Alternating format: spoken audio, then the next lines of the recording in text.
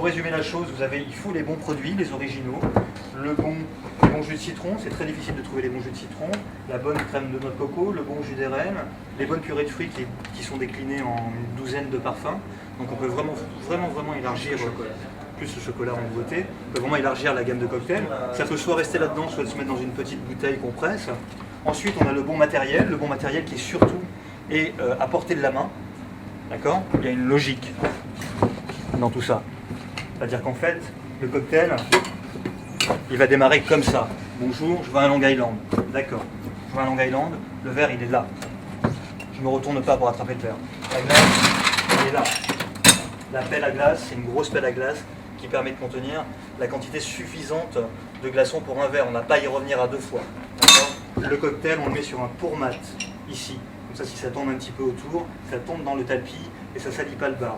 Le cocktail, on le met toujours devant le client. On ne fabrique jamais un cocktail en sous-bassement parce que le client ne voit pas se fabriquer le cocktail et ça ne lui donne pas envie de le boire. Ensuite, on attaque le cocktail. On a le verre qui est prêt. On a le Boston Shaker qui est sur le bar.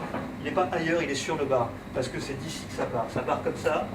Les bouteilles sont dans les speed racks à hauteur étudiée quand 8e monde a conçu les stations de bar.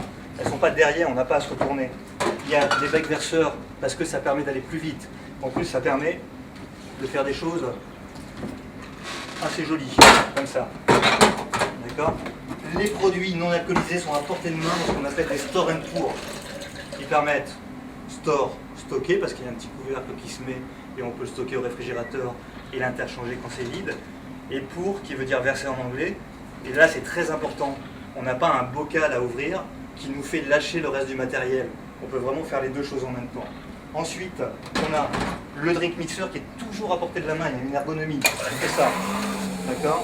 Quand on termine le cocktail, on fait ça, les pailles sont à portée de la main, elles ne sont pas dessous quelque part, dans des verres, dans des choses qui ne sont pas étudiées, elles sont vraiment là, ce qui permet en même temps qu'on termine le cocktail, de mettre la paille.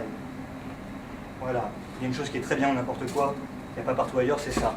Si vous faites de la bière chez vous, je vous conseille de l'utiliser. Sinon, c'est la bonne vieille méthode. Ou la bonne très très vieille méthode, avec le robinet. On remet le shaker sur les pour-mat. Le liquide tombe dedans. Le shaker se rince. D'accord ? Et ensuite, en dernier lieu, les petites serviettes, on les a dans les bars caddies. C'est là. C'est pas derrière, c'est pas là, c'est pas là. C'est là, c'est rangé, c'est organisé. C'est sur une ergonomie de 1 mètre. Sur 1 mètre, sur 50 cm de large, j'ai fait mon cocktail, boum, je l'ai servi. Un Long Island Iced Tea fait avec ce matériel, avec ce produit, avec ces stations de travail qui sont faites sur mesure parce que le n'importe quoi avec très très peu de place, et bien sûr les stations existent, mais sur mesure nulle part et 8e monde les fait sur mesure. Une station normalement ça fait 68 cm, nous on l'a réduit à 55 cm pour que les bartenders qui font du flair ou n'importe quoi, parce que c'est l'un des seuls bars de Paris où ils font du flair, c'est-à-dire la manipulation avec les shakers pour faire les cocktails. Donc votre cocktail est aussi vite fait, mais avec du fun. Ça c'est le petit plus de n'importe quoi. Donc tout est sur vraiment 1 mètre carré pour pouvoir faire les cocktails bon, rapidement, et en faire beaucoup pour contenter le maximum de personnes.